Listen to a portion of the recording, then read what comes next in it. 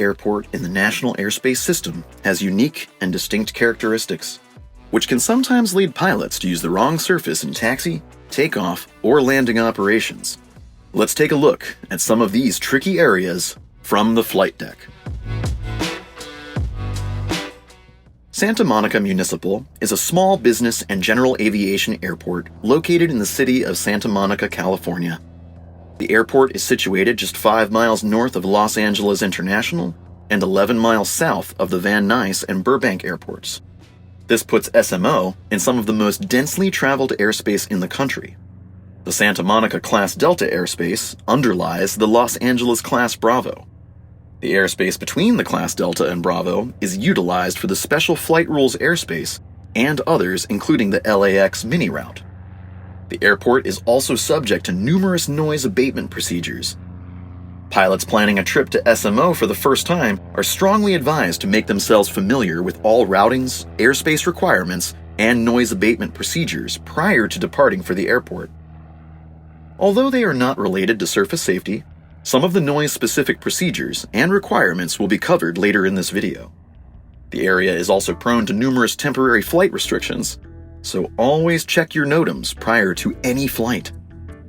Traffic at the airport mainly consists of single and light twin-engine general aviation aircraft. However, some heavier twin-engine and small jet aircraft utilize the airport as well. The airport configuration consists of a single 3,500-foot-long runway, labeled Runway 321. There are parallel taxiways on either side of the runway to provide access to all services, ramps, and facilities located on the airport.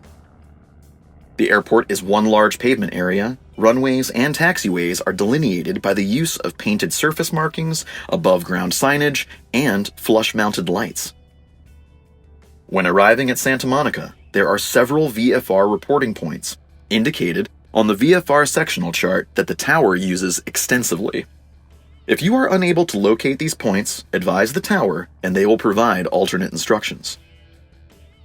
There is a noticeable slope to the runway, with the approach end of Runway 21 being approximately 50 feet higher than the approach end of Runway 3. This provides the first-time visitor a slightly unusual sight picture, especially on final.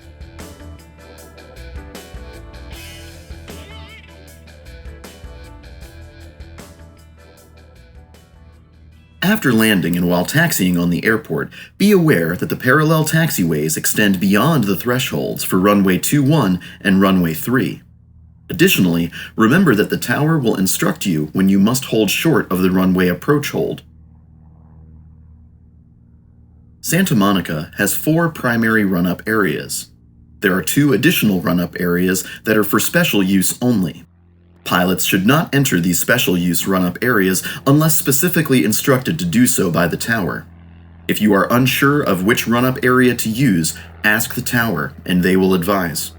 Also note that all run-up areas are in the movement area. Do not cross the movement area boundary marking unless you have received clearance to do so from the tower.